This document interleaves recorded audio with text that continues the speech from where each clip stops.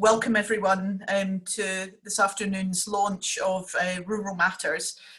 For those of you who don't know me, I'm Lindsay Patterson, the Interim Director of SHAP, and I've been seconded to SHAP while Eric Carlin, who you would normally expect to see here as Director, has been seconded to the WHO as their public health expert on alcohol policies, and they really are very lucky to have him. And my usual day job is at the Royal College of Physicians of Edinburgh, where I focus on policy and communications and a considerable focus on public health. So it's wonderful to be here at SHAP and to be able to share in launching this report with you. And as Peter said, there really is a great turnout today at the event. I think we're up to 85 now, which is fantastic. And we really do have an excellent lineup of speakers as well. And I really just want to say thank you to them for taking the time to join us this afternoon and sharing your thoughts and experiences with us. And really, you know, why Rural Matters? Why did we you know, look into this in such detail? And I mean, I think in a nutshell, there is general acknowledgement that remote and rural communities face unique challenges on many different fronts, and we wanted to explore these issues and see how alcohol harm and prevention fitted into that in a rural perspective. And this report really is the culmination of 18 months of work looking into that. And hopefully you've been able to take a look at the report, which is now up on the SHAP website. And we have if you're looking for a quick overview, we do have a very good executive summary and recommendations at the front of the report to give you a quick overview. And it really is a very enjoyable report to read, largely because there's so much you know, really interesting and rich information in the interviews which Jackie conducted. And as a reader, you really feel very much immersed in the experiences of people in remote and rural areas. And, you know, really we want to thank them for, you know, as they gave so generously of their time to be involved in this research. I feel the report's particularly strong as it looks at the issues and also the potential solutions through our recommendations in a holistic way that's cross-cutting across government departments, and looks at, for example, transport, education, planning, community facilities, access to broadband, and a whole host of areas, as well as the key starting point of health. And I recognise that this also makes it challenging, as working across departments is not always straightforward. However, the opportunities for collaboration, I think, are clear and could make a real difference. And we have some great proposals, which Jackie will go into more detail about. And perhaps unsurprisingly, we have a large list of thank yous for this report. Firstly, to the Scottish Government, who supported this work stream and commissioned the report. And it's great that Nick Smith can be with us this afternoon for the launch. And we'll be hearing from him shortly. And from a SHAP perspective, Eric Carlin's contributions over the past 18 months have been instrumental in getting us to this launch this afternoon. It quite simply wouldn't have happened without him. So thank you, Eric, and thank you to the SHAP team, including Liz and Chris, for their support in recent weeks. The SHAP steering group, of course, including Peter Rice chairing today, and the Remote and Rural Committee of the Royal College of Physicians of Edinburgh have provided us with excellent guidance and helped to establish contacts across Scotland for this report and this research. And the Scottish Recovery Consortium, alcohol and drug partnerships and 12-step programmes were also key in helping us to establish contacts in remote and rural areas. And most importantly, we really want to thank the external professionals, individuals and families who shared their experiences enabling us to gather evidence and tell people's stories, which is what makes the report so powerful. So thank you to all our participants who gave their time and expertise so generously. It's actually felt very fulfilling to be involved in this project. I've been really fortunate to have been able to make a small contribution right at the tail end of the whole process. And before I hand back to Peter, who will introduce the first of our speakers, I'd like to take the opportunity to note that this event is the culmination of 18 months of work for Jackie. And it also marks the end of her time at SHAP as Projects and Research Officer. She's unfortunately finishing up with us next week because she's returning to Canada, where she'll be taking up further postgraduate studies, and we wish her all the best. And I'm certain she'll go on to great things. So thank you really to Jackie. This is her report, and it's a real shame that COVID-19 came along earlier this year and prevented some of her travel across Scotland to conduct in-person interviews and meetings. But thankfully, as today, we were able to go to Zoom for that. So she was able to do things virtually. And really, we really look forward to seeing Jackie's presentation shortly and joining in the discussions. And thank you. Back to you, Peter.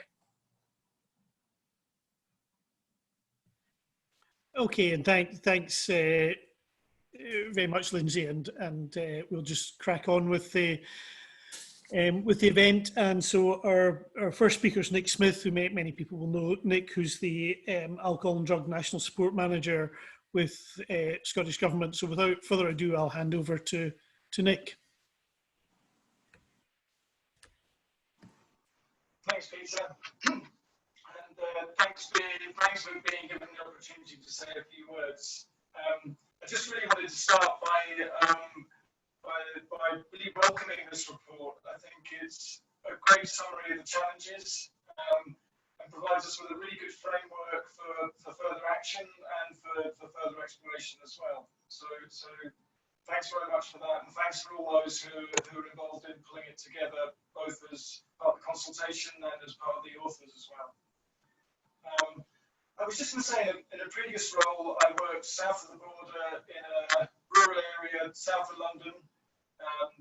It's very much a commuter belt area, quite a wealthy area, lots of pockets of deprivation, lots of high level of drinking amongst those aged 50 plus, and presented particular challenges in terms of delivering services and providing support, as well as prevention activities too.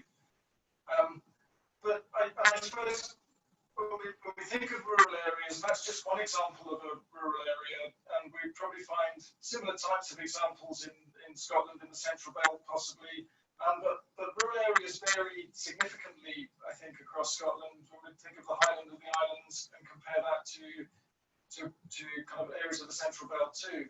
And I think the report goes a long way in identifying some of the issues which probably manifest themselves differently in those areas. So things like stigma, mutual aid, barriers to accessing services are probably all slightly different in different types of rural areas or in areas that have their own particular characteristics. But I think the report is great in starting to lift the lid on those things and has given us a really clear set of recommendations in terms of what we need to do next. So in terms of that, in the Scottish Government, Graham Callender, who unfortunately isn't with us today, is leading a piece of work pulling together our response to alcohol harms and problem drinking. And I think this report will feed very neatly into the work that he's doing there. So I think for us in the Scottish Government, I think this has got a real place in terms of how we take it forward. But I'm going to leave it there because I think we'll probably get much more interesting presentations from those involved in service delivery as well as the authors of the report. So just to say thanks very much again to everyone who's involved in the work, and we really welcome this report. Okay, thanks very much, Nick. And I hope everybody was able to get all of that, the sound wasn't as clear as we would have wanted. But so I think Nick's points there about the variable nature of what's defined as rural is an important one, and that comes through in the report. But I think Nick's comments about hoping that this lifts the lid on some issues that have been around and gives a structure to starting to tackle them. And Nick also spoke about the work that his team are undertaking and starting to map out alcohol services right across Scotland, and that this report's an important contribution to that. So thanks, Nick, and we'll see how we get on in discussion. I don't know if there's anything you can do with your mic, probably not, but it was good enough, but not perfect. But thanks, Nick, for that contribution. Okay, so we're now moving on to Katie Spence, who is the coordinator of Orkney Alcohol and Drug Partnership. So, Katie, thanks very much for joining us, and I know that you were a participant in the project. So, thanks for that, and we're looking forward to your contribution today. So, over to Katie Spence. Okay, thank you very much. Yeah, I'm the coordinator here for Orkney Alcohol and Drugs Partnership. I've been in post for about 14 years. So I'm quite happy to give a bit of a perspective from Orkney and maybe just raise in this forum some of the points that we put into the study when we were interviewed by Charky. Really, just to start off, I wanted to set a bit of a context. I'm sure most of you know where Orkney is, but really just to give you a bit of a flavour as to what it's like to be here. And I think what we really wanted to get across as well in the report was, although this is focusing on remote and rural, we want to really emphasise that island nature as well. So we're remote, rural, and we're an island population. So we're very much flying the flag for that extra piece of water that surrounds us to make us even more remote. So Orkney is a group of about 70 islands, and around 20 of those are inhabited, and we lie off the north coast of Scotland. We're about an hour and a half on a ferry from the tip of Scotland, or 6 hours on a ferry from Aberdeen. And we also have flights that can vary from half an hour up to an hour, depending on where you're flying from.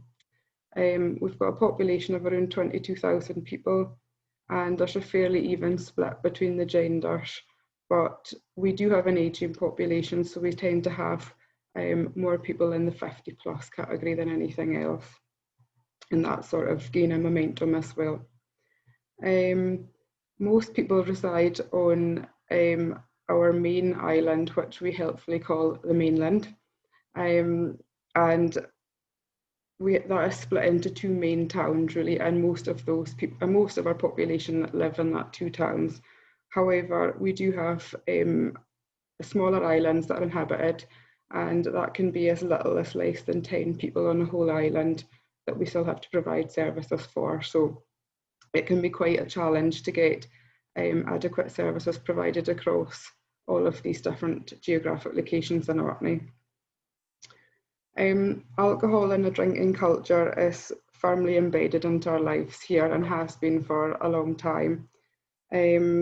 Most social events and sporting events revolve around alcohol, and I think when we were interviewed, I was trying to rack my brains for something that we didn't have a sort of pop-up bar that emerged during the course of it. So I can think of things like half marathons, that there would be a bar at the end, lots of different things. It's very well accepted that that's the norm here, and it's rarely challenged, and tends to only be challenged if there's something that goes wrong, but not always something that's rectified. The drinking here is probably could be classed as intergenerational, so you would see families of people drinking, so that can be young people, adults, and then grandparents, for example, so that has both positives and negatives. So it could be seen as a sort of inclusive way because the whole family can participate in these events, but there's obviously negatives too, as to where we can look at our SALSIS data, for example, and see that the age of first drink is much lower in Orkney compared to other areas of Scotland. So that could contribute perhaps to that sort of intergenerational, that it's more acceptable for a young person to have a drink quite young. We also have fairly unique events where alcohol has been a factor, and that's things that we've maybe tried to challenge in the past as an ADP, but we've not had very much success, because what we need is a sort of cohesive approach along with our licensing forum, for example.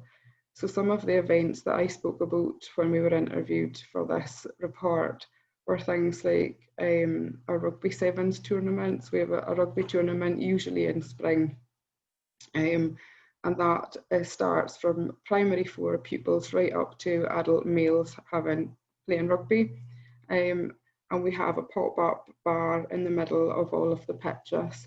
And again, no one seems to challenge that would be a bit strange having primary 4 children surrounding a bar. And also it's encouraged that people who are participating in the rugby would be able to drink as well. So again, drinking alcohol, playing rugby, and issues around head injuries and things. Again, so far we've been quite lucky that there hasn't been real issues, but again, when you look at it, it's not probably the best idea. We also have a very unique event that we wanted to touch upon, which is the bar. And that's another ball game that is played on Christmas Day and New Year's Day. It's essentially a mass brawl. You have to get the bar from one end of the street to the other, depending on what team you play in. And it is played as a boys' bar and a men's bar.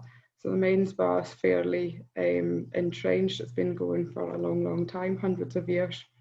And usually what happens is when the winner is selected by his teammates after the winning side reaches their goal, they then have a party which is usually fueled by a lot of alcohol.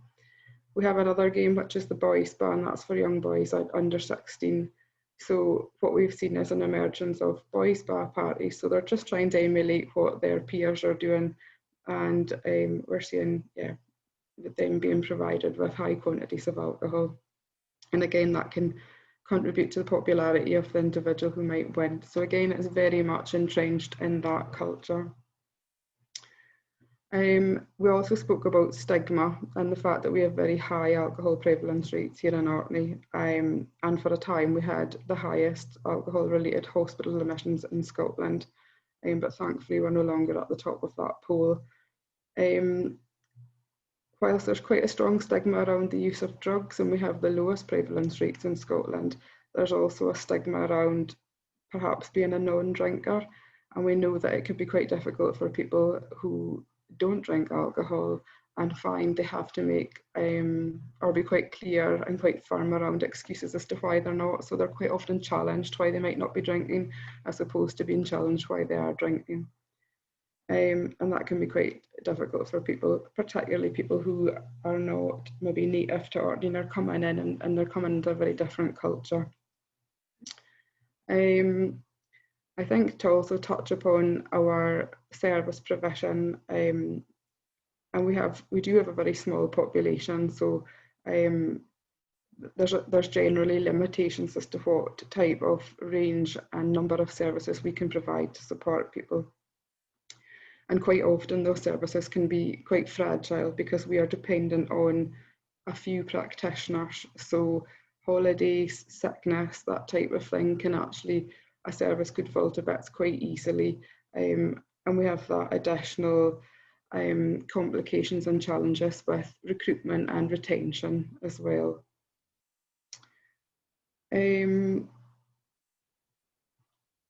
In terms of access to services, that was another thing we wanted to cover as well. So access to services is impacted quite frequently, as you can imagine. We're an island, so we have a maritime climate. So we are at the mercy of the weather, particularly for transport. So in terms of those that live on outer islands who are reliant on smaller ferries or inter-island planes, which are very small passenger planes that can take about 8 people. If it's bad weather day, so we have high winds, poor visibility quite often, these transport links are not able to go, and that can impact on people getting into to our mainland to access treatment. One of the positive things about COVID has been we've been able to practice with different ways, so having virtual meetings, so using things like Microsoft Teams, Near Me, that type of thing has been beneficial, but we also do have added issues around connectivity and not everyone having the equipment that would allow them to connect up. For those people that do want to have face-to-face, they have that added dimension of having to travel and come in perhaps to the mainland, and that there's again a stigma attached to that. Our practitioners will also go on to do home visits, but again, the reality is as soon as they step foot off the boat, people know who they are and who they're going to see. It doesn't take long for that. So it's extremely challenging for us to find ways of protecting people's confidentiality and privacy. We absolutely do the utmost that we can, but given the small nature and the fact that most people know each other's business is quite a challenge, and we do accept that that can be very difficult for people to actually come forward and access treatment.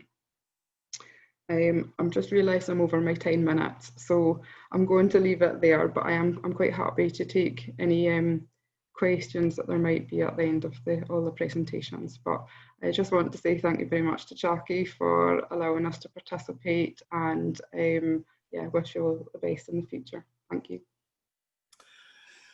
Okay, well, thanks very much, Katie. And you were fine for time, and we've got a decent amount of time. We've set aside about 50 minutes for discussion, and I think so many of the points that Katie made, you know, many of them I think fed into the report, and I'm sure that'll, you know, those themes will come up again once we get into our discussion. Okay, so we're really pleased next to have Becky Wood, the recovery development worker from Forth Valley. It's a point that Nick Smith's already made, and one I think that we became aware of early on, just the diversity of rural settings. So my own time in clinical practice was in Tayside, where we'd have the city of Dundee and Perth, but you'd also have Kinlochranach, you'd have the Angus Glens, and so on and so forth. So there are rural bits all over Scotland, including in what might be thought of as the Central Belt, and that's true of Forth Valley. So, and again, I know that Becky and her colleagues in Forth Valley contributed a lot to the process of the report, and that was, you know, really good of them to do that. And we're looking forward to hearing Becky's contribution at this launch event. Becky, over to you. Thanks, Peter. And thanks, Jackie, for inviting me along to this. It's a real honour to be able to speak today. I hope I'm not going to repeat a lot of what you've already heard this afternoon, but Scotland's story is Scotland's story, and I think Nick already mentioned about the sort of maybe differing picture of rural areas in Scotland. I think we're quite diverse in regards to sort of rural versus urban, and city versus, you know, a lot of our you know, big cities like Inverness and Glasgow. They're very close to really rural areas as well. So I think it is part of Scotland's story. So I'll just start off with a little bit about our project in Forth Valley. And also I got introduced as Becky from Forth Valley Recovery Community, but we actually are now in charge of developing recovery in 2 areas. So that includes North Lanarkshire, and the sort of similarities and differences in those 2 areas is quite interesting. So I would say in Forth Valley, the picture of what Forth Valley is that it has some quite smallish, I would say, urban areas, the biggest of which being Stirling and Falkirk.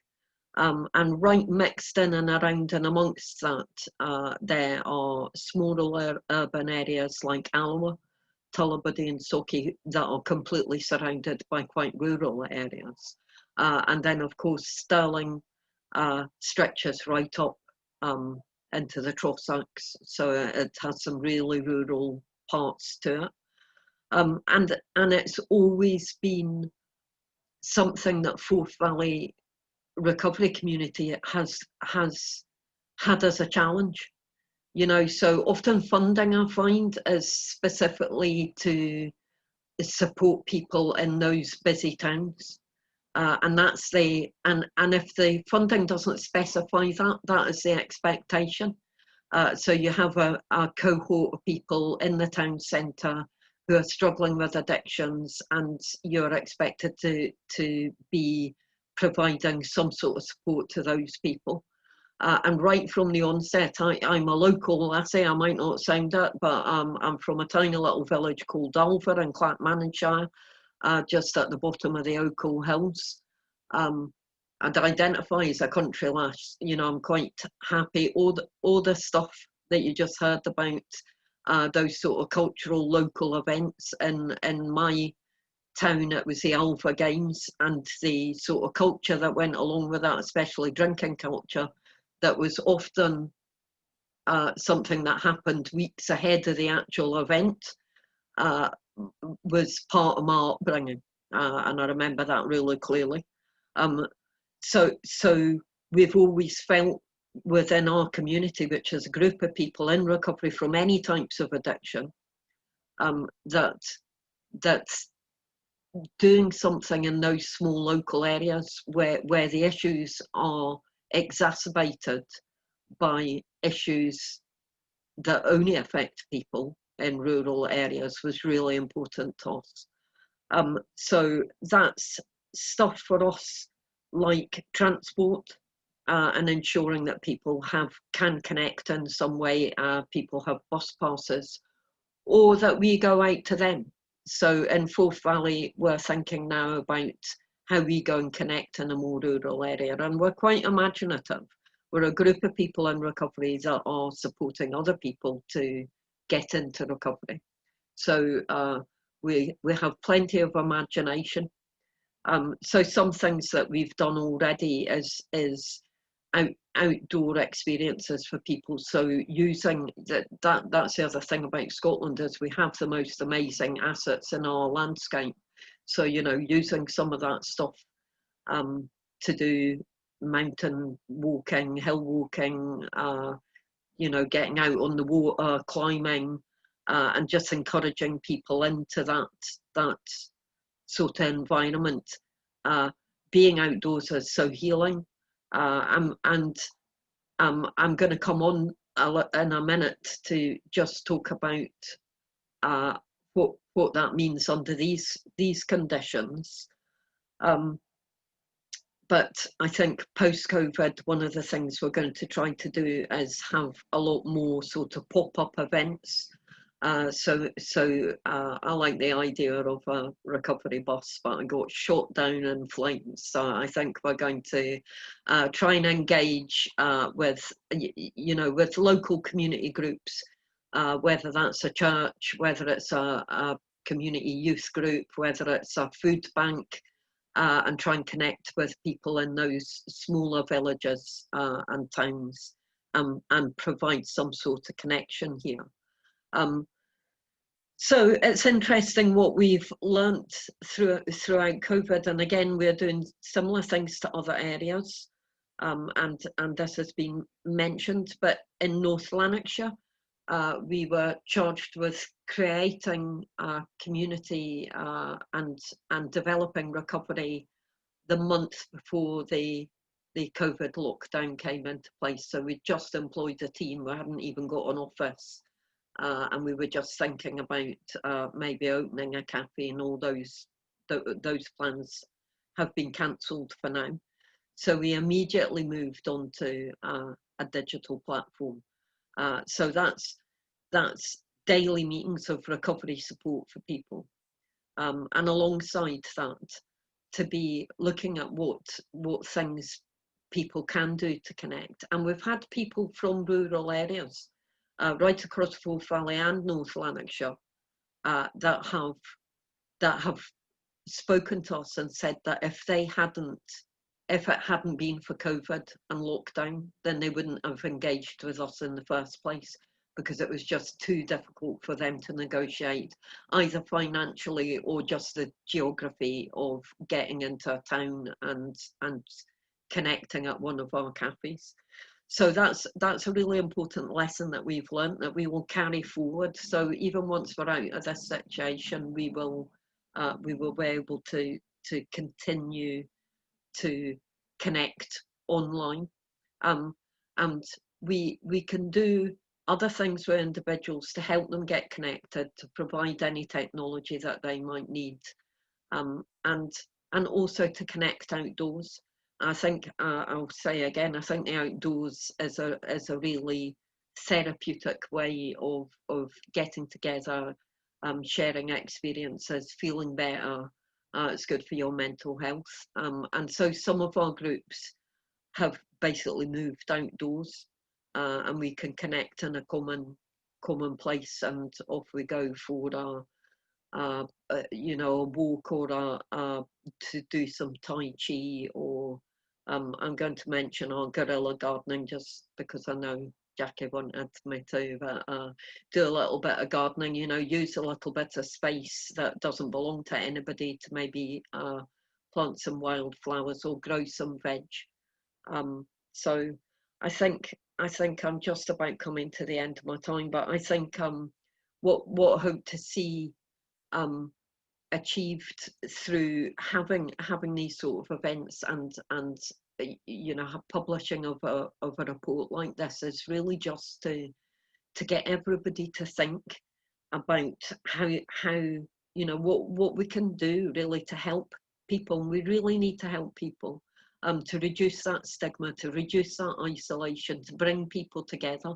Stigma, especially self-stigma, which is, it's a big issue for people who are living in isolation or in very small communities and feel judged.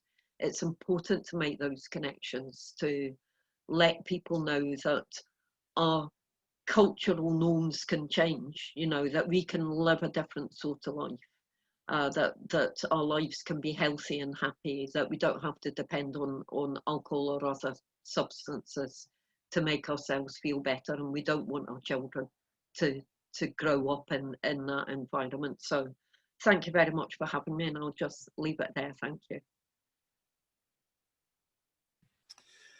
Okay, thanks so much, Becky. That was terrific, and I think your closing message there, that cultural norms can and do change, is such an important one for this sector. So many people will talk about, well, that's the way that Scottish people drink, and I think one of the interesting things about international work is that everybody thinks that nobody drinks like the way we do in Belarus, and see us Lithuanians, and everyone has that belief, and that's the way it's always been. It will never change. And I think your point that cultural norms can and do change, but I think also that I think it's one of the interesting things of the alcohol field is nothing ever goes the one way, and there are so many different things that have happened with COVID, some of them beneficial in engagement you've talked about, other things that will be a barrier, and how all these things are balancing out. I think it's a really complex picture that's going to take us a long time to work out. But I think what you described as the adaptability of your service, in the middle of all that is really terrific to hear about. So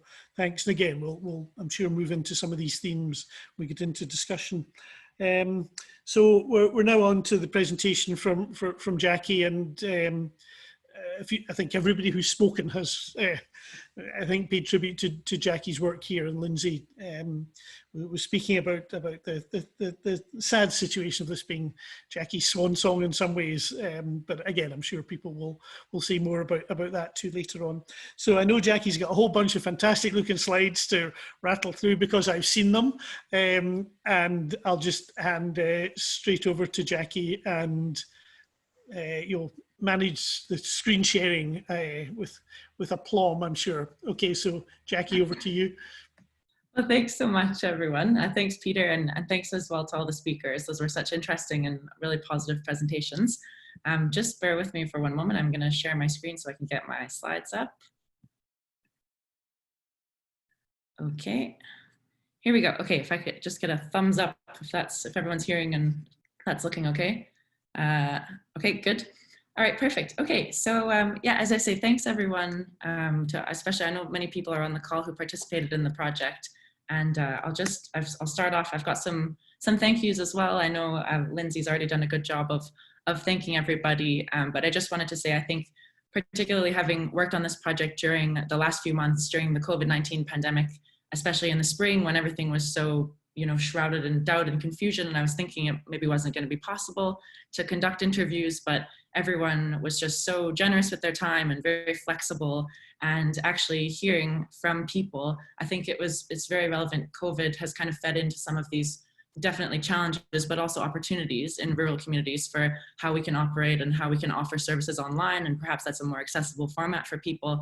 It's all felt like it's actually fed in really well. So this is a list of all of our partners. And yeah, a special thanks obviously to my colleagues at SHAP. And then also just my biggest thank you is to all of the participants. It's been a real pleasure working with you, and I've learned so much, and I've found it really inspiring as well. So thank you all so much.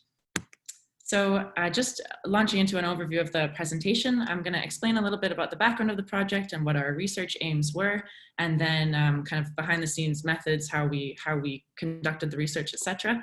I'll then share some findings from our literature review and our community consultations as well. And then I'll spend, I think, the bulk of the presentation kind of delving into the interviews and our conclusions and analysis of what people said. And I've included lots of interesting quotes, which I hope you'll agree really paint quite a vivid portrait of reality in lots of these communities. And then I'll move into our recommendations for research, policy, and practice. And then we'll finish off with a group discussion with myself and all of our speakers and all of the participants as well. So in terms of the project background, so this, as Peter mentioned, this project was launched because SHAP wanted to understand more about the social and cultural context of alcohol in rural places. So we have a lot of research and a lot of information about urban centers, I think a lot more than we do about rural areas. But I think, as has been said before, rural communities have some unique challenges and some unique circumstances, I think, which merit closer examination.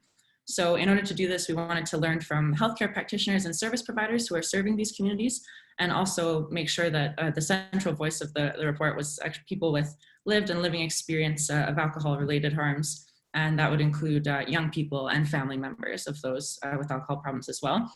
And the final aim of this project is, of course, to make recommendations for policy, practice, and research so that we can do a better job of preventing alcohol harms and supporting people who are in recovery. Oops, sorry. Here we go. Okay, so our method. So in order to do this project, we started off with a literature review, and then we spoke with various partners around Scotland in order to do 5 community consultations. This was done in partnership with Scottish Recovery Consortium, with various ADPs. And then from those consultations, we drew some kind of initial conclusions, and that allowed us to draw up our research questions and our interview questions for our qualitative interview participants. I then conducted 25 interviews with a total of 32 participants. Some of them were group interviews. And then also, I think just to mention a few limitations of this study. So firstly, we didn't have capacity to do a full systematic review of the literature. So this is just a rapid desk-based review. So there may be things that have been missed, but I think it was quite striking that there's a fairly limited body of research when it comes to alcohol in rural communities in Scotland. Another limitation is that for the most part, completely speaking, we were connecting with people who are already in contact with services, if you see what I mean. So we may be missing the perspective of people who aren't engaged already with these community groups and services. And then finally, as I mentioned, I think it hasn't been too big of a barrier, but as I mentioned, a lot of this research took place obviously during the pandemic. And I do think that maybe a level of insight is lost when you don't, of course, get to meet people in person and visit the places yourself. So I think we made it work doing interviews over the phone and over Zoom. And again, I really want to thank everyone for being really flexible. And in some ways, I think perhaps I spoke to people who it wouldn't have been possible to meet with face-to-face. So, and perhaps we actually gained, greater insight and access that way. But just to note that was kind of one of the challenges that we faced during this project. So here is an overview of the participating communities. And this is the kind of Scottish urban rural classification guide as well. So just for everyone's information, 17% of the population lives in a rural area, and that covers 98% of Scotland's geography. So quite a small amount of people living in a large area, obviously. And then this is, I think, a fairly comprehensive kind of snapshot of people living in areas where there's a rural population there, and that we managed to make contact with people from all of these places. Okay, so moving on to the literature review. So as I mentioned, there's a fairly limited body of research out there on alcohol problems in rural areas of Scotland. And interestingly, most of the research actually focuses on the experiences of people in the Highlands and Islands region, and very little from elsewhere in Scotland. So that was interesting to note. There was also quite an emphasis on the drinking of young people, which I think is also noteworthy because actually demographics-wise, we know that rural Scotland tends to have an aging population. So I think, that population certainly merits looking into further, if you see what I mean. And I think that kind of reflects our tendency to associate drinking and alcohol use with young people. There was also some interlinking between alcohol and mental health, and some of the stigma that's involved that was explored by some of this research, and stigma for people, and also difficulty in accessing services, either if you're trying to access, a substance-related service or a mental health-related service. But of course, we know these things are intertwined, and some discussion of people falling through the gaps. And then another strong theme that emerged throughout the literature review is that in terms of the kind of background as to why people drank, a lack of recreational options tended to be one of the root causes that was mentioned by participants. And I think overall, the literature kind of indicated that there are some distinct social and cultural dimensions of living in a rural place that contribute to kind of distinctive drinking patterns. And these can be economic and work related. They can be related to things like deindustrialization and deprivation and unemployment in an area. And also just, I remember one study in particular mentioned that it would be normal in a Highland region that was being looked at to offer a dram of whiskey to a guest. So in terms of offering hospitality, so where elsewhere in Scotland, you might offer someone like a cup of tea when they came in this area, the typical thing was to offer whiskey. So just kind of some discussion about how, again, if you're a non-drinker or in recovery, that this might be quite alienating and tough to deal with. So those were kind of the major findings from the Lit Review. This then launched us into our community consultations. These were all conducted in 2019, and we had a total of 84 participants. And the first, I should also note as well, it might be sort of strange to look at this and think that these consultations took place in mostly urban centres, and there was a reason for that.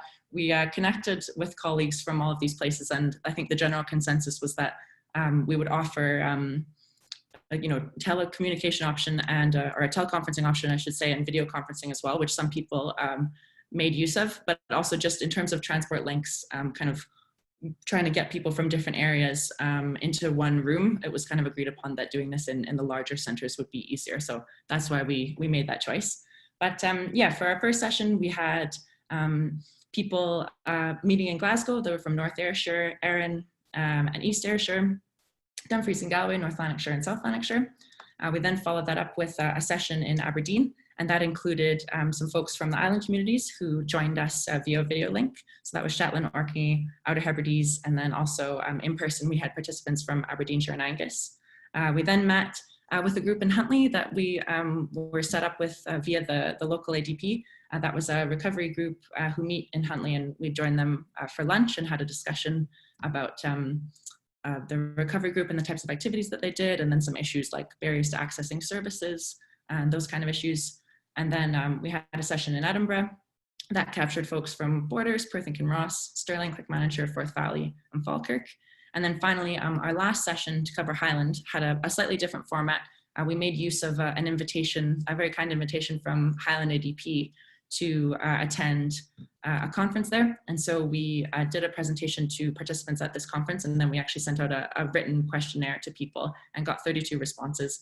And all of these community consultations had sort of similar questions. So save for the Inverness one, we asked participants what they could tell us about alcohol in their rural communities and what they thought we should know, touching on issues like gender, deprivation, social and cultural norms, etc., and then ask them for their recommendations for us, basically about who we should talk to and what questions we should ask, resources we should look into, etc. So those questions were asked kind of on an in-person basis at the workshops, and then obviously via the questionnaire for the last one. In terms of the community consultation findings, as I mentioned before, these findings kind of shaped our questions for the more detailed interviews, and also pointed us in the direction of who we should speak to and who we should reach out to. So one thing that was discussed by participants was the economic and professional ties to alcohol use.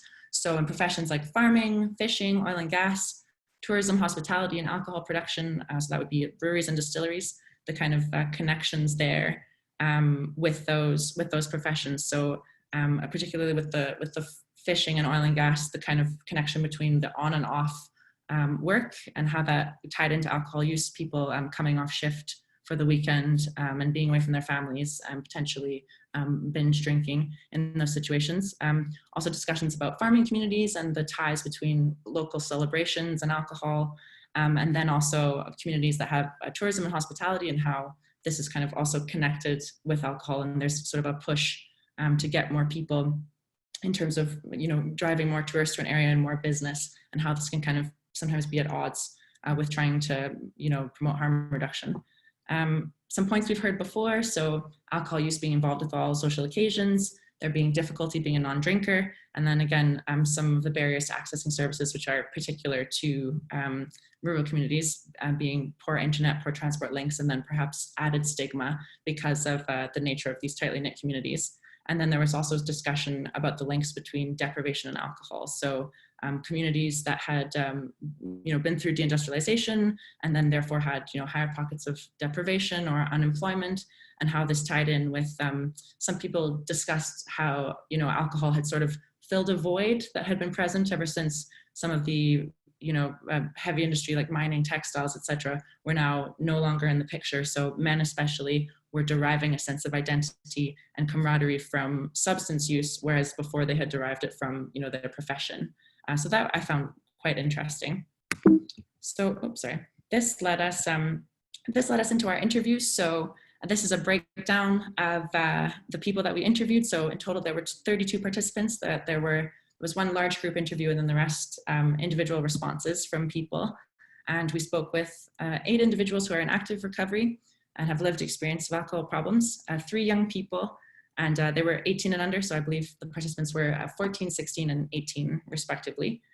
2 family members of people who've experienced alcohol problems, 18 NHS staff, so that was including doctors and then also people who work in services such as ADP staff, and then 2 third sector service providers who work supporting people with alcohol problems also. So in terms of our findings from the interview, I'm going to share now a series of quotes which I think are particularly illustrative of some of the issues that we've been talking about.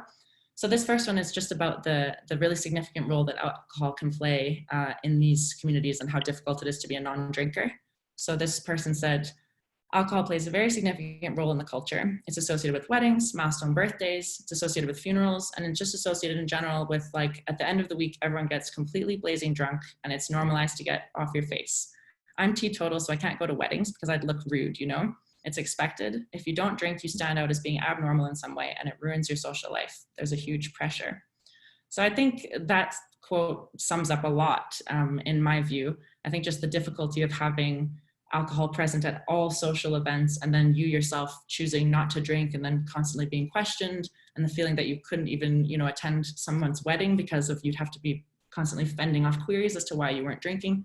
I think that's pretty tough, and I think it's quite well expressed by this participant.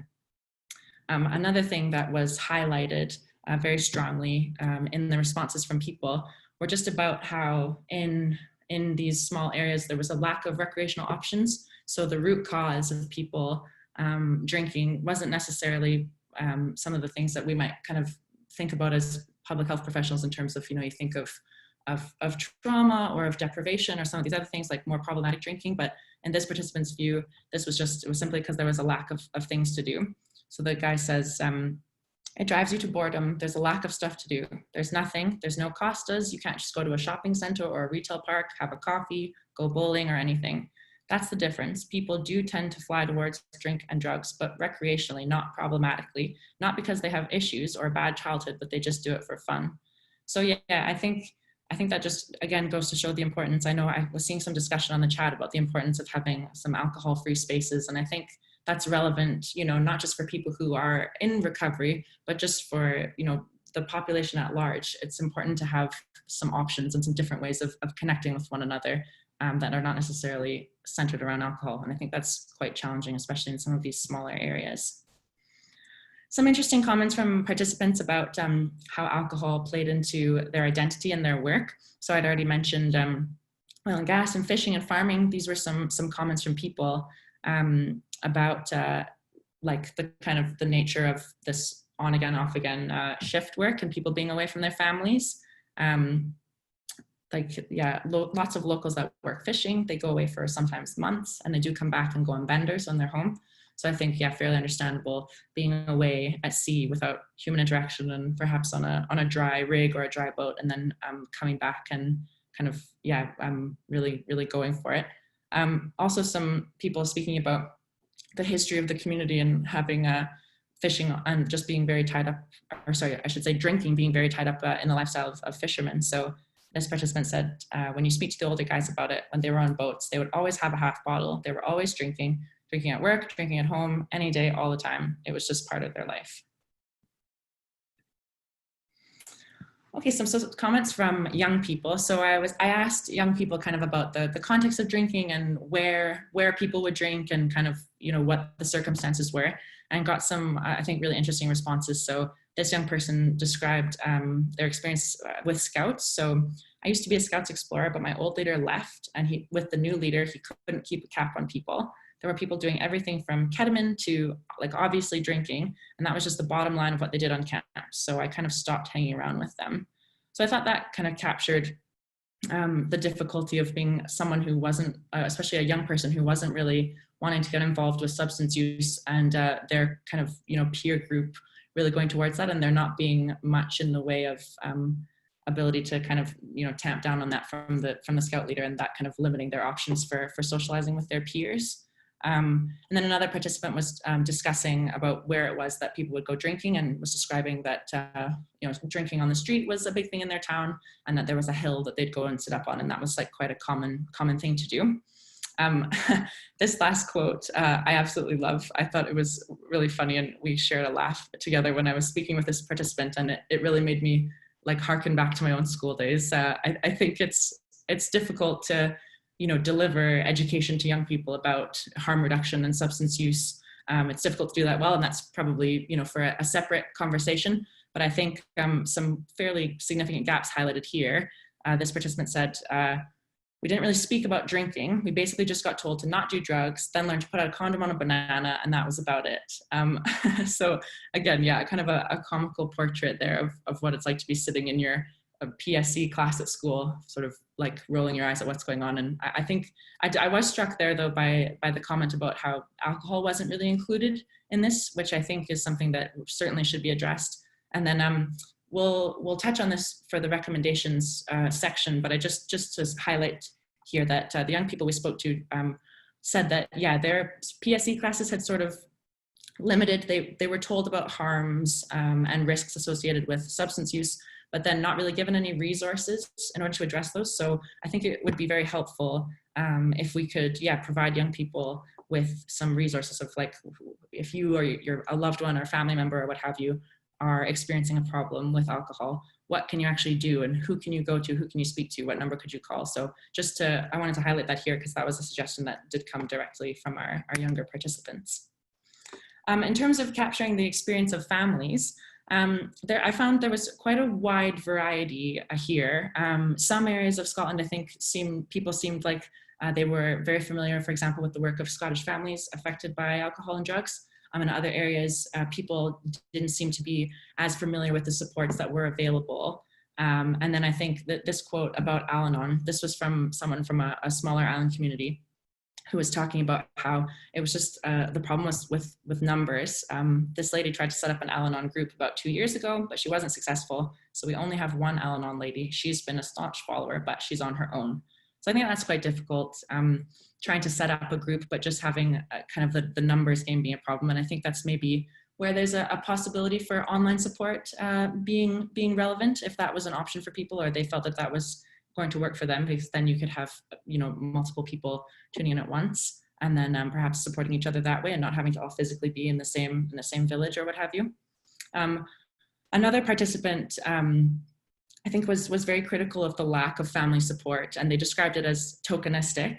They said from their own experience and from the experiences of my own family, it would have been really helpful for them to have some support from a family service, but that just doesn't happen.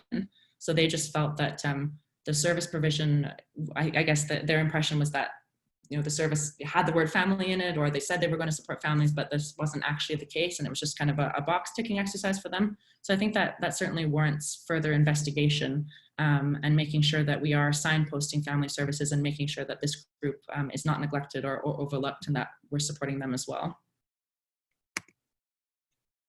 So in terms of comments about 12-step fellowships like AA and CA, NA, etc., some people were involved in a variety of these groups, so I've included them all just for sake of ease. So I think, again, there was quite a variety of responses. Most people were very positive about AA, and it was probably the most widely recognized support group, unsurprisingly. And then again, though, I think there was lots of discussion about the difficulty. In some areas, this is you know, easier to do than others, because I think part of this peer support is finding a group that you gel well with. And some participants discussed that they felt that some of the groups just didn't really match what they were expecting. So some said that it was all kind of older men. So as a woman, they didn't feel comfortable going there. There was also some discussion from participants about LGBTQ plus people not really feeling comfortable at these meetings, or that despite the fact that they said they were non-denominational, they still felt that there was quite a heavy kind of religious influence, which was not something that they were interested in. So I think that's something, again, that I think would be quite particular in a rural sense, because if you were in a larger city, you would probably have a greater variety of you know, different groups and options that you could try out, and you would have the transport to get there, presumably in an urban area, whereas this is not really possible if you're living in a remote area where there's only the one group, and if you don't really get on with them, then that's kind of a challenge.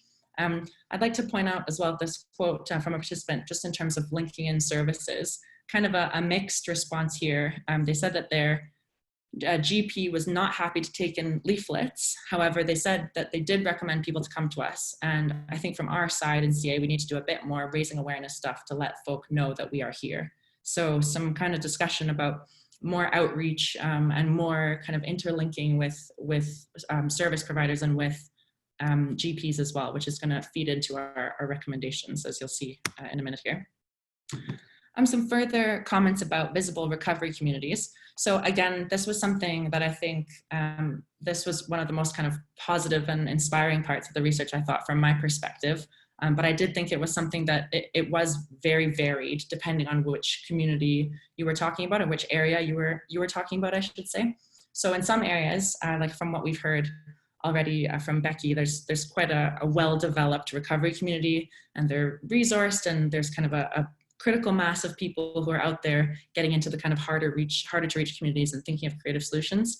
And I think, you know, a quote like this, ultimately what we want to do is get people up and out of their houses and learning new skills, getting connected, socializing, working on their recovery. A big part of that is volunteer training and giving back as a volunteer. So again, like a really positive thing about the importance of peer support, having that understanding and those options of things to do.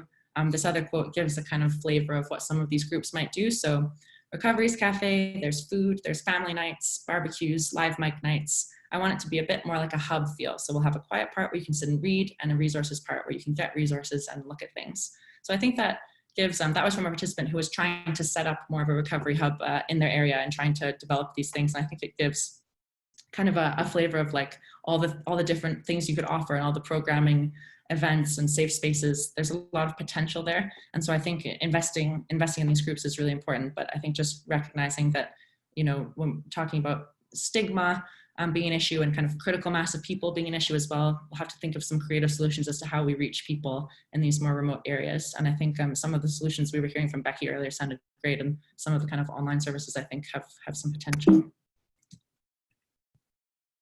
Okay, talking about barriers. So we've already heard lots about broadband and transport. So these quotes illustrate that. So networks are a problem, broadband's a problem, and also just because people carry a smartphone doesn't mean it's got data. So I think that's something that came out very strongly from participants and also in the consultations.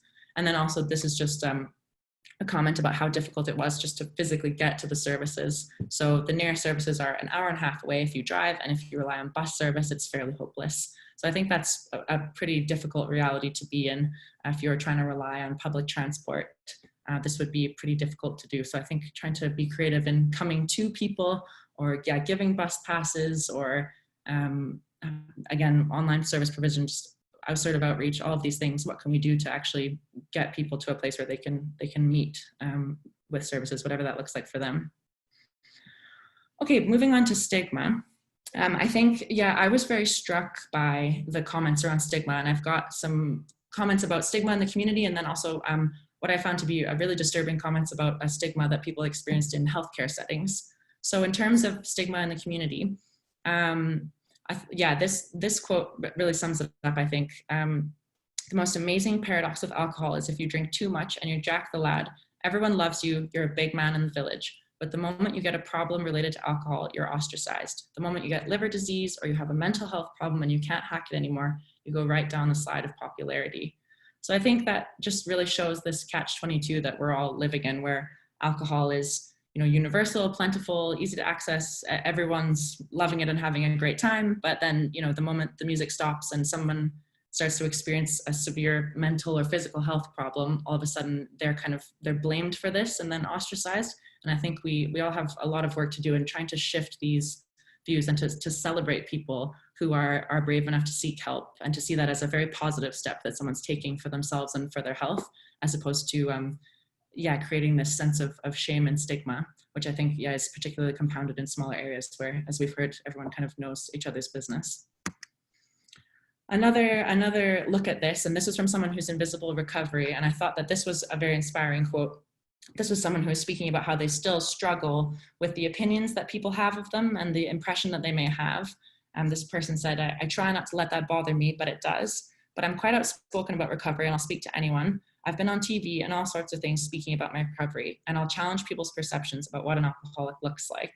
So I think that's what we need more of. We need more positive representation, positive stories about recovery, and people who are willing to be visible in the community and act as role models. I think that's all the more powerful in a small place, and also all the more difficult in a small place. So I really wanted to highlight this and just kind of celebrate this person for doing what they're doing, because I think it's not easy. Okay, stigma in healthcare settings. Yeah, as I say, I found these quotes were really tough. So this one was from a service provider who was acknowledging just the reality of living in a smaller community and then experiencing healthcare stigma in healthcare from people who maybe recognize you and maybe know your family, they know things about you, whereas in a city you wouldn't necessarily have that. So, and this person was saying that their impression was that perhaps for A&E staff, for example, the motivation to support an individual that you've seen come in that revolving door is not very high. So that's kind of to paint a portrait of what's going on. And then this next quote is directly about a specific experience or some specific experiences that clients that they've worked with have had. And I just think, it's one thing to experience stigma out in your community, perhaps with people who don't have the education or the exposure, but I think it's quite another to experience this level of stigma in a healthcare setting. And I think that's why, in our recommendations, which I'll come to in just a moment, we really need to work on addressing that and making sure that our healthcare professionals are, using trauma-informed approaches, are informed about stigma, are using appropriate language. And I think, just this quote at the end, having an individual who is admitted for detox and then being asked, why don't you go to Saudi Arabia and live there? That would stop you drinking. This is just, very hurtful, very unhelpful. And it really has no place anywhere in our communities, but it especially has no place in a healthcare context. So I think we need to really work hard on eradicating that kind of attitude. Okay, sorry, I'm aware that I am really going on here, so I'll try and whip through our recommendations to make sure that we have enough time for a lively discussion.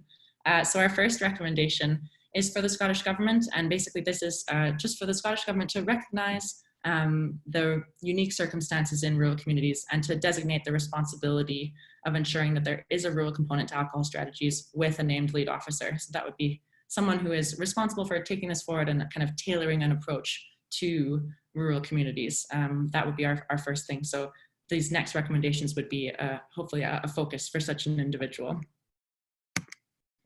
So the first, with regards to accessibility and infrastructure, so the Transport Scotland strategy lays out that one of their priorities is to minimize the connectivity and cost disadvantages faced by island communities and those in remote and rural areas.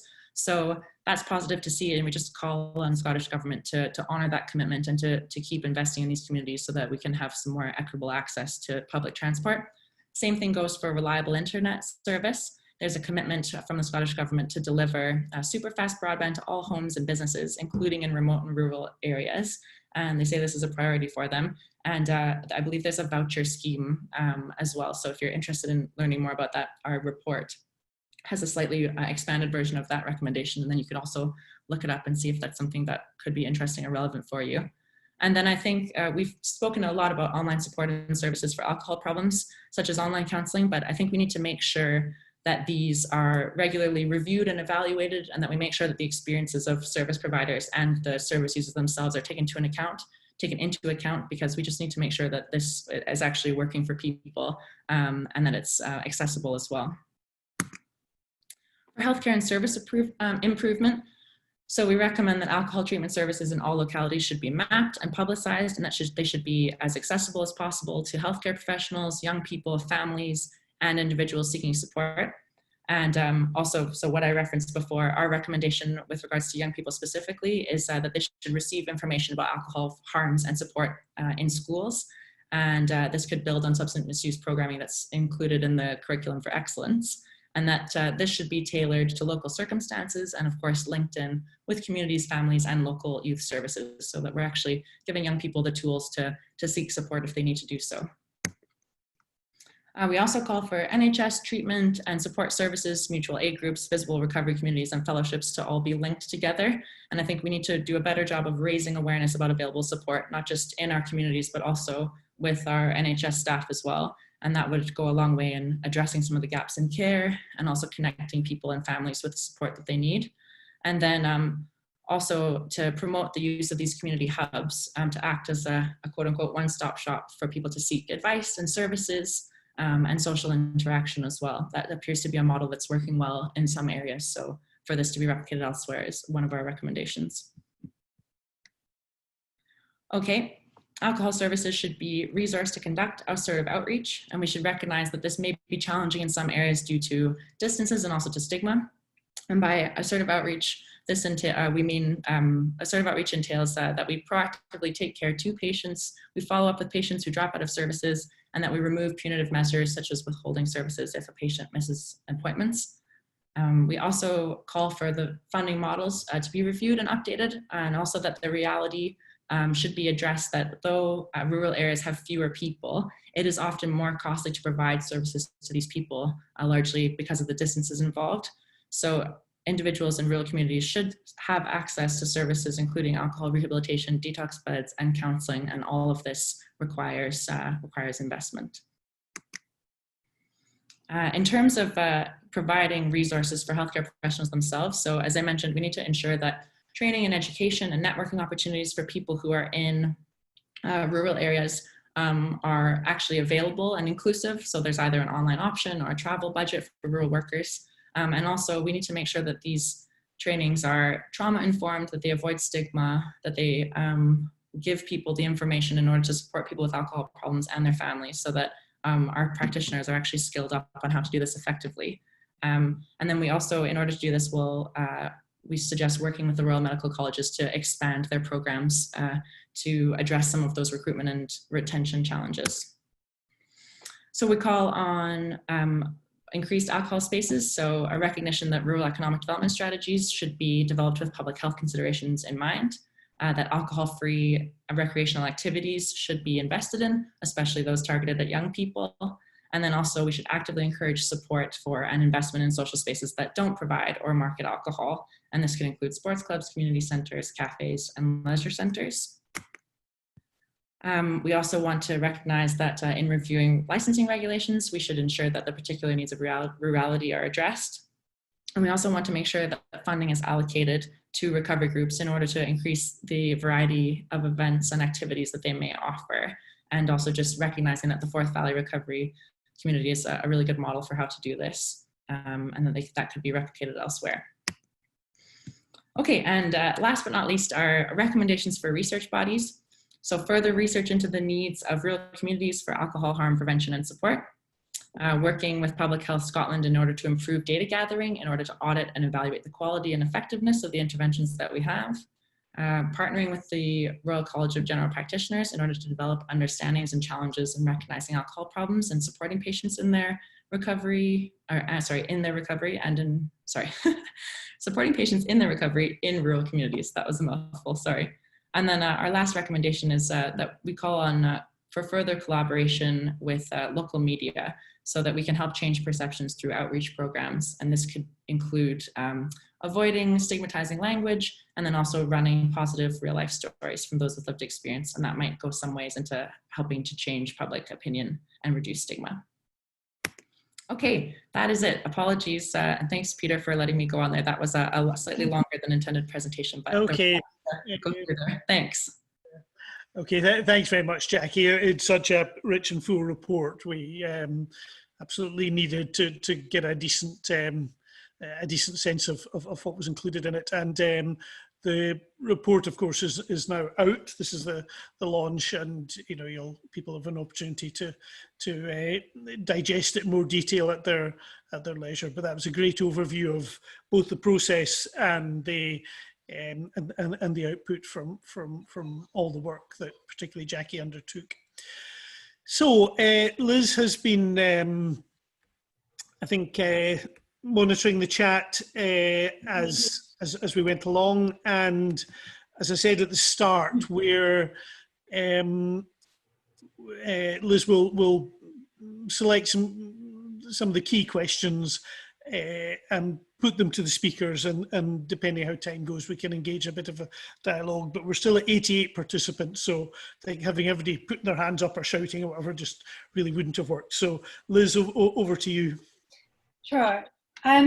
So we've had some good questions in the chat, quite a few relating to young people. Eric Carlin had a question. I believe this question should go to Katie. He asked this question specifically in relation to some of the things she highlighted about Orkney.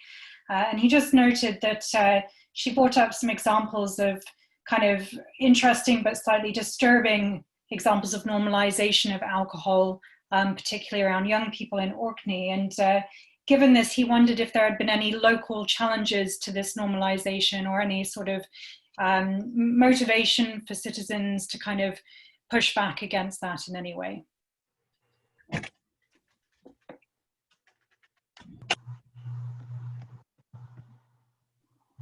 Katie, are you there? Yep, I am, yep. I think in terms of some of the examples that I gave, we have the ADP has lobbied along with Licensing Forum before and not had much success, but that's something that we need to keep doing in terms of making that challenge. I think where we have to be quite careful is the people who are on the licensing board, the local councillors are also on the board of the Orkney Rugby Club, and they're on the committee of the bar and things, so people wear a lot of different hats. And so we need to be really careful with how we put things across. And I always say this, but for those of us who are sort of born and bred and are going to continue our lives here in Orkney, we need to live quite harmoniously. So professional and personal opinions need to be kind of honed when we're discussing these. So what you'd like to do professionally and challenge some of these things can't always be undertaken in reality, because personally outside of work we know people, and we need to be quite careful about how we do that. So a lot of it is a softly approach, just to keep things moving. But we have had some success in terms of some people being kind of pioneering. So when I was speaking about the boys' baths, there have been some parents who have been perhaps a GP in the local community, and they have taken a stance to say, I'm happy to provide a party for these boys, but I'm not providing alcohol.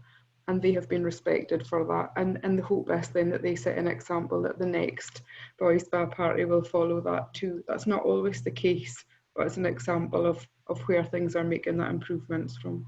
Thanks. Eric, I believe you had a follow-up question. Do you want to go ahead? Yeah, thank you, Katie. And thanks everyone for such fantastic presentations and really so much there. I guess what I was really interested in was knowing, because I think kind of when we used to think about community action in relation to alcohol, we thought about it was about communities getting together to close down pubs that are noisy, or close down places where there's violence around kind of social venues or something. But when you were talking, it seemed to me you were talking about, I think somebody just switched their Hoover on or something. No, it's just when you were talking, I thought you're talking about our community, and actually alcohol being brought into my life and into like being part of my life. So it's not about, so community action to do something about that is me saying, I don't want that to be part of my life. It's not about changing kind of the behavior of other people. It's actually about changing my context and saying, you don't have the right to encroach on this space that used to be mine before. So it wasn't specifically for you, but I was just wondering, because you hear about Norway and you hear about Iceland, where communities do get together and they walk around with young people kind of in the early evenings to make sure that they're being healthy and safe and all those things. I'm just wondering other examples of that in Scotland. Jackie, do you have a response to that? Sure. I mean, I know that this is all, quite in early stages, but I guess I'm thinking about the Icelandic model here, and just, I think, yeah, probably some challenges and some opportunities for how that could be adapted to a Scottish context, because I think, yeah, I certainly for that kind of initiative to work. So sorry, for those who might not be aware, this is an initiative by the Icelandic government to try and minimize harms for substances for young people, and they've been very successful in doing that. But I think, yeah, some of these cultural things that are very embedded, like parental provision of alcohol and young people drinking and these festivals and activities, etc. I think, yeah, you would really need community buy-in to really make those effective. So I think what Katie said about a family setting an example, that's positive. And then I think a lot of, as well, the Icelandic model is about investing in alcohol-free spaces and giving young people an alternative for things to do. So this is sports and music lessons and after-school activities, etc. But this obviously requires, as I say, a great deal of investment. And I think, yeah, from the Scottish context, I know that there's some work being done by the University of Stirling, so Dr. Tessa Parks and Hannah Carver, who are looking into how this could be adopted for the Scottish context. And I think Dundee and Highland are both looking into how this could be done. But I agree that it's a challenge for sure. Thanks, Jackie. I've had a couple more questions about young people, so I'll ask them now. Don't worry if I've skipped over you, I will come back to you. I'm just grouping thematically. So Matt Thomas asked about drinking amongst young people and breaking intergenerational cycles. He noted that it's all very well kind of suggesting that we do education in schools, but if young people are exposed to drinking at home and sort of behaviors, other adult behaviors, how do we break that cycle? Jackie, do you want to have first crack at that question? Sure. I mean, I feel that I'm kind of just going to repeat what I've said there. So I don't know if someone else wanted to jump in. Like personally, what I think that the most powerful thing is to have those alternatives for recreation and connection. Because I think if you have something else to do, you may be drawn to drinking and substance use and what have you, but I think you can be prevented from going down a very negative path if you're pulled back by, you know, strong social supports or strong family support, or having other things in your life like being involved in school or other activities, feeling positive. And I think that's obviously much more difficult for some young people than others. And I think we need to look at risk factors like deprivation, for example, and how those play into these risk factors. But I don't know if anyone else wants to jump in with other comments about that. I see as well that Matt has raised his hand. So Matt, did you want to go ahead and say something else there? Thank you, Jackie. Yeah, basically the point that I was trying to make with that was that the CELSIUS data that we've just had in the last round suggested that young people's access to alcohol was mainly being facilitated by parents. So how can we address that issue? Because they're the ones supplying the alcohol, knowing full well that it's problematic for young people. So how do we break that link? Mm-hmm. Does anyone else want to take a stab? I mean, it's a tough thing to address. That again involves, you know, youth services, family. I don't know how we tie in education. It's hard to. We need to tie all of these things together in order to address that. But I agree. I guess, like, unfortunately, what Katie was saying is that it almost takes something bad to happen for the point to really be driven home that this is possibly really dangerous or really problematic, and, you know, somebody's had an injury or something like that. But of course, we don't want to wait until it's gotten to that point. Jackie, I think Becky potentially had an intervention there. Great, yeah, please go ahead, Becky. Thanks, Jackie. I think thinking about that sort of change in the culture for young people seems like something that is unreachable, but it's not. It's not just about education. It's about providing opportunities. And if you think about the place that social media can play in changing how young people think. And there is a big movement at the moment for young people to be alcohol free, to live healthy lifestyles, to, you know, look at nurturing their bodies and their souls. That is quite a big, strong movement on social media. And I truly believe that that is the way forward if we want to make that change. It might not happen now in this moment, but I think there's definitely potential there for our young people to be thinking in a different way in the future, and then they become those parents who bring up their children differently. It's not impossible. Thanks, Becky. Alison actually also had a question related to this area, which was sort of, in the meantime, how do we support young people living in families where there may be problematic alcohol use, parental alcohol use that is problematic, particularly in rural areas? Can I invite Justina Murray to jump in there? I'm sure she'll have insight on this. Yes, thanks. Happy to chip in, and always got a view on everything, as you know. So I would say from the families that we support, and we have most of the support we provide is for adult family members, but we do have a young persons project in East and West Dunbartonshire, which does actually include a number of rural areas. And I think that's been an important thing that you've highlighted today. You know, areas that we might think of as quite urban, of course, tend to be quite mixed in Scotland. And the young people there have talked really interestingly about things like, you know, alcohol and drugs education in schools that people talk a lot about as a solution is actually a space where they can feel quite anxious because they think suddenly everybody's looking at them and they know what's going on at home. And, you know, of course, some people will know what's going on at home and some people won't, but it just creates this whole anxiety for them. So, you know, in our experience, young people affected by parental drinking and, you know, other drug use, they like to have, you know, discreet support, dedicated support, not actually obsessed with talking. They don't really go for the kind of group work type thing, but a lot of our support is very activity based. And actually, just as Becky was saying earlier, a lot of outdoor activities have been really fantastic. Just, you know, providing an environment where young people can informally and in a relaxed way connect with each other, and before they know it, actually they are forming friendships with each other. They know now people who are in the same situation, so they don't feel so alone. And our Roots Young Persons project is also very, very much kind of, it's co-produced with the young people, so it's very much not just guided, but driven by what the young people themselves want and what really appeals to them. But I think the other bit I wanted to come in on was about parents as well.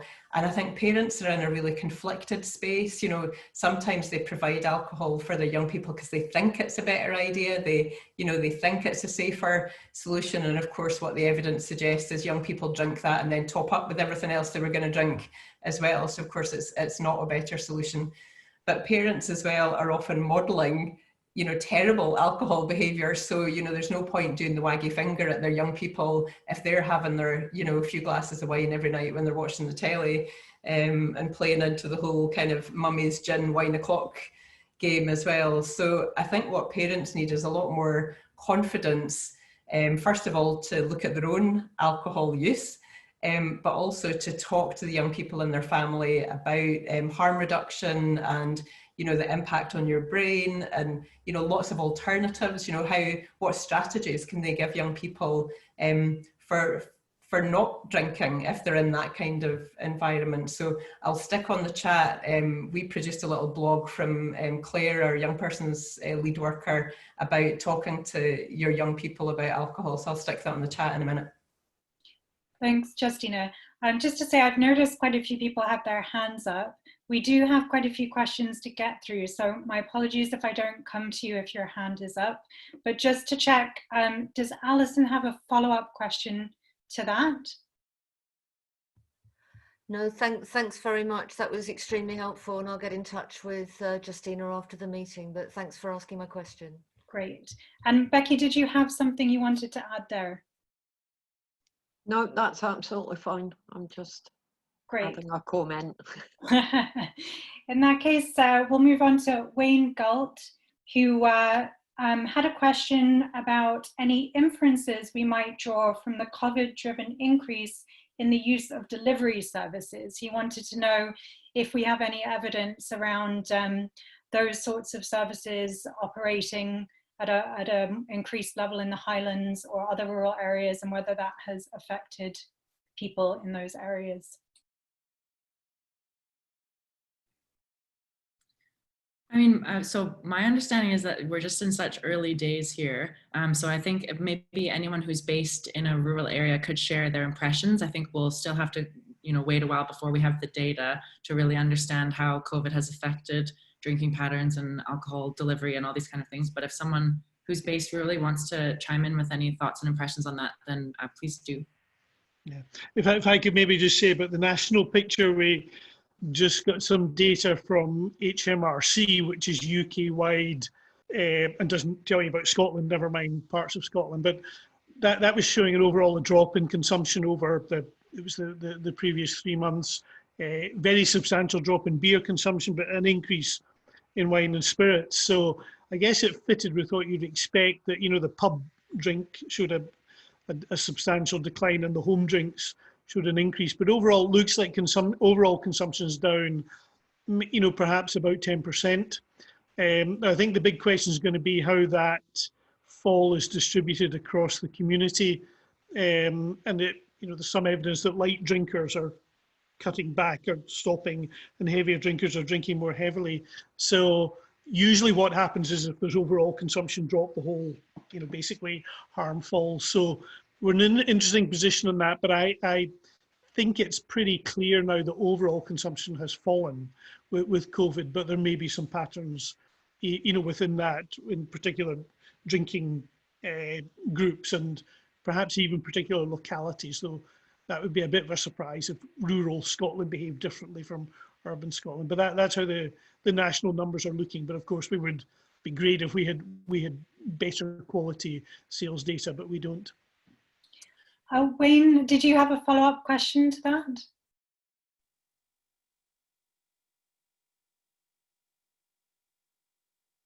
Wayne, are you there? All right. Does anyone from any rural areas, as Jackie invited, have any insight on that question? Matt, I see you have your hand up. Is that in response to Jackie's query? I just wanted to just query what Peter was saying there, to be honest with you. We are seeing that the sales data is falling. Has anybody done any research on people that are brewing their own alcohol at home? Because that tends to be something that is popular with folk in rural localities. I think any time home production has been looked at in the UK and indeed across Europe, it's a tiny proportion of what's produced by the big producers. So it's interesting. It's a very fascinating process when people get into producing their own, but the volumes are really very, very small. I think if we see that change, that would be a big surprise. So my own sort of view on this would be that we should look to what's happening in Tesco and Aldi and Lidl and all those places before we look at the moonshiners up in the hills. Thanks, Peter. Does anyone else have any insights to add to that particular question before we move on? Yeah, Elizabeth, sorry, I couldn't get my microphone to work. Yeah, I think there's an opportunity that we could potentially look at as far as the deliveries are concerned, because alcohol delivery is one of the few areas within the alcohol licensing legislation where there is an obligation to record sales data, who's purchased it, how much, what kind of product. So if there's no systematic skewing or biases between the different kinds of alcohol and different kinds of purchasers, between the conventionally purchased alcohol and delivered alcohol, that potentially could give us a route into some real data that we currently struggle to obtain. If I could quickly chip in there, absolutely, Wayne, and you know, Shat called for this in our last manifesto for the last Holyrood elections. You will be calling for it again. That there are people around who have, you know, tremendously detailed data of sales patterns and so on. Unfortunately, they keep all that data to themselves and don't share it. And you know, I think there's a very good case that needs to be shared in the public interest. But it'll be a bit of a struggle, but we'll see if we ever get there with that one. Thanks, Peter. And just to say as well, these weren't questions, but we did have comments in the chat from pointing out the existence of alcohol-free spaces and providing some links to a resource that South Aberdeenshire Community Forum had produced. So if you're interested in that, do have a look at the chat and follow that link. We also had some discussion around the need to tailor services to be responsive to different groups, such as LGBTQ+ groups, and some links there as well. So Peter, actually the next question is yours. You asked a question about drinking in the West Highlands and whether there may be low-profile non-drinking networks that we're not necessarily aware of in other areas of the Highlands.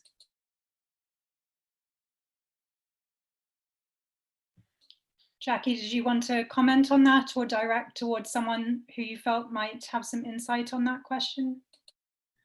I think, yeah, well, I don't know specifically, like it may well be that there are groups that we haven't picked up on throughout the course of this research. And I know in speaking to a few service providers, there were instances of, I think, just, you know, there being local groups, but who wanted to keep maybe an arm's distance away from services or from the local ADP, possibly because of issues around stigma, or maybe just because they preferred to, you know, be independent and conduct their own affairs. That was certainly something that I noticed, particularly with the context of AA groups. Some AA groups are very interlinked with services and ADPs, and in other communities, they certainly prefer to, yeah, just operate completely independently and not really, yeah, as I say, associate with ADPs and service providers. So I think it just kind of depends on the local context. As to the West Highlands specifically, I don't know if we have someone on the call who could speak to that about groups that we may not have picked up on.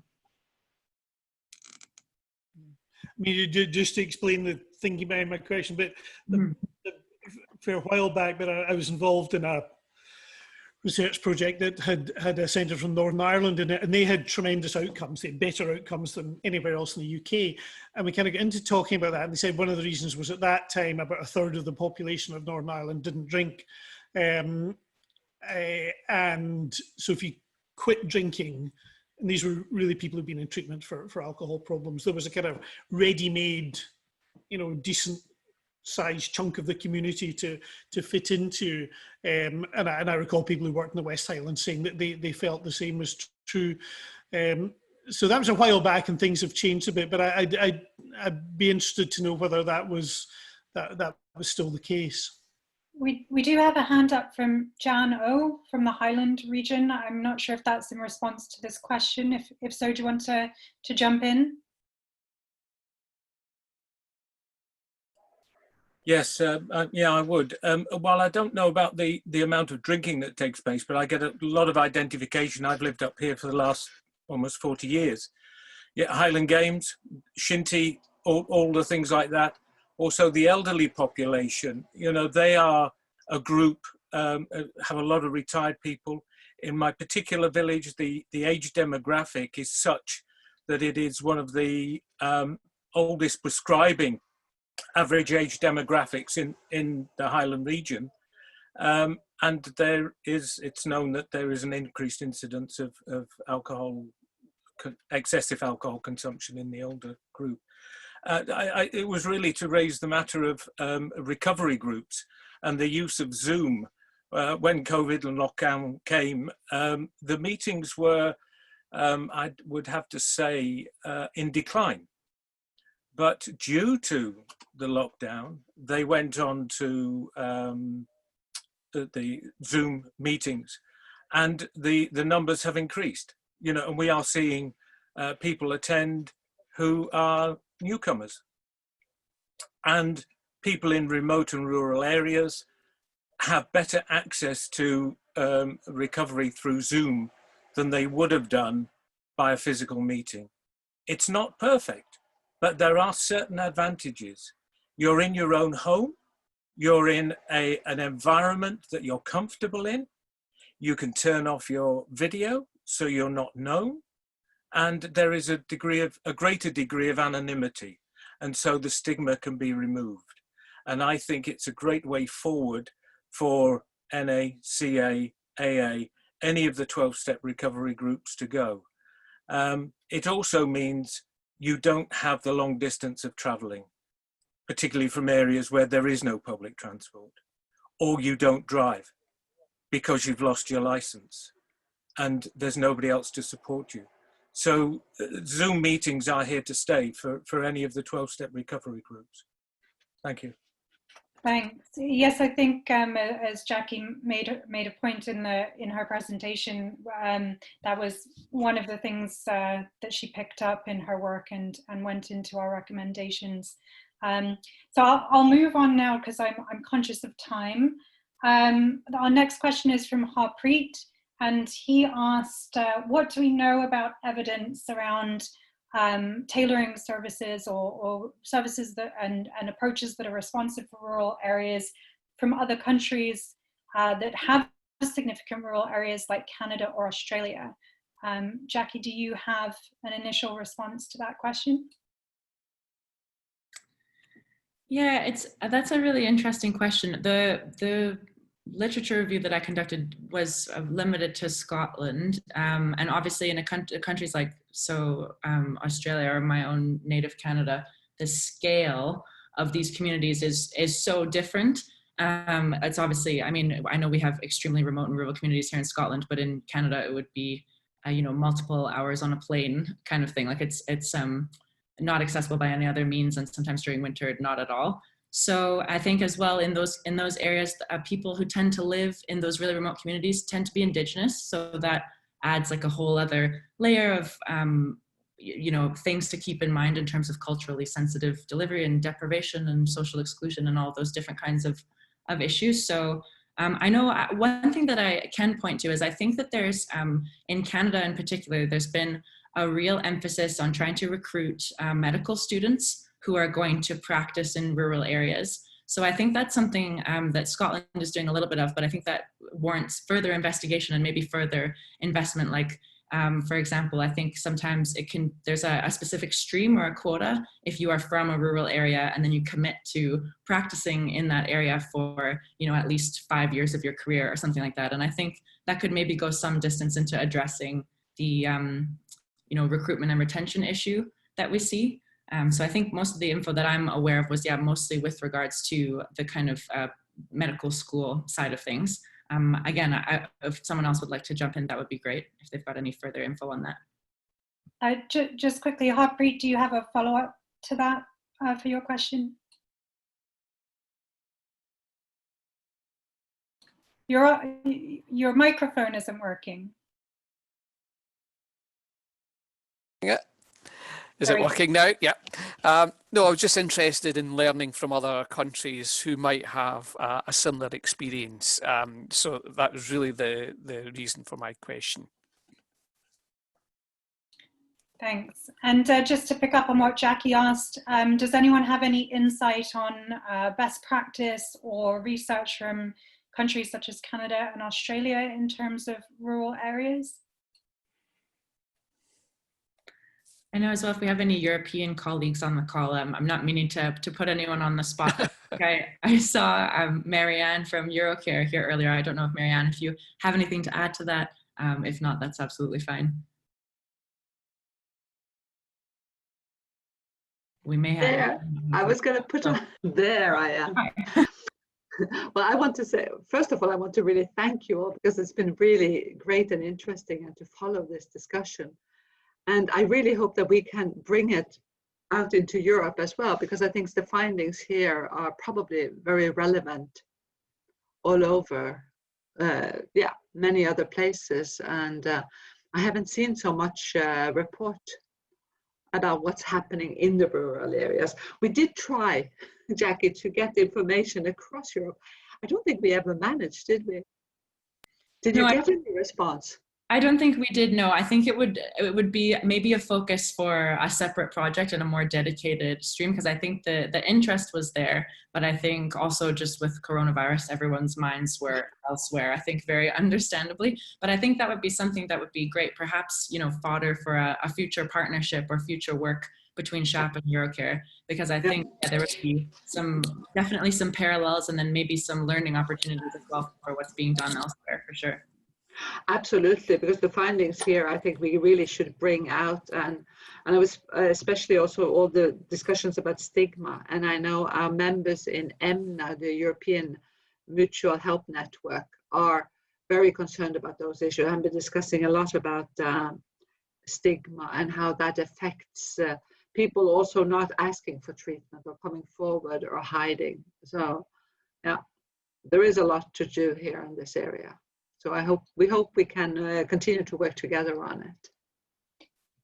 Many thanks, Marianne. And just to note that as these questions have been asked and answered, there has been ongoing sort of intervention in the chat. So it was noted that there are some church networks that have provided sort of alcohol-free networks in some rural areas and areas of the Highlands.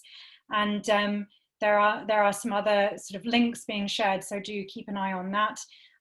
Just to move on to Mustafa, who I believe had a question about hard to reach communities, particularly in relation to gender-based services.